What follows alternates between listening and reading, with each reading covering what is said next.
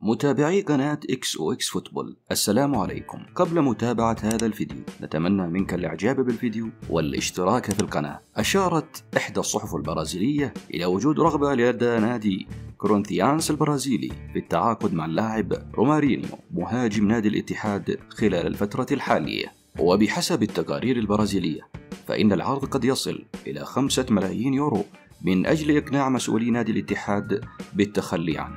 وكان اللاعب قد ثبت أقدامه بشكل واضح مع الفريق الاتحادي بتسجيله العديد من الأهداف ليقنع سلافين بيليتش ببقائه. الصحافة البرازيلية أشارت إلى رغبة مسؤولي النادي البرازيلي في ضم اللاعب قد تكون صعبة خلال الفترة الحالية. نادي الهلال قدم عرضا للاعب الخيبري بمبلغ 6 ملايين ريال عن الموسم الواحد، واجتمع وكيل اللاعب مع رئيس النادي الهلال الأمير محمد بن فيصل في حضور مدير الاحتراف بنادي الهلال طارق التويجري ووالد اللاعب، وتم عرض الأمر عليهم وقوبل العرض بالرفض من اللاعب، في حين أن نادي الاتحاد قدم عرضا عن طريق رئيسه لؤي الناظر الذي تواجد في الرياض من أجل إنهاء الصفقة، وقدم عرضا يصل ل5 ملايين ريال و500 ألف في الموسم الواحد للاعب، ولكن بالاتصال باللاعب والجلوس معه رفض العرضين من الاتحاد والهلال، بينما فاجأ الجميع بقبول عرض النصر الأقل ماليا من العرضين الآخرين.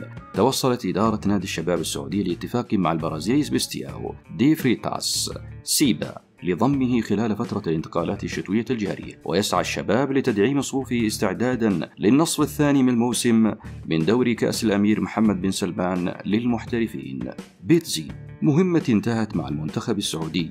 أعلن الأرجنتيني خوان أنطونيو بيتزي المدير الفني للمنتخب السعودي عن رحيله عن تدريب الأخضر بعد الخروج من بطولة كأس آسيا. المنتخب السعودي خسر من نظيره الياباني بهدف دون رد في ثمن نهائي كأس آسيا في المباراة التي أقيمت على ملعب الشارقة.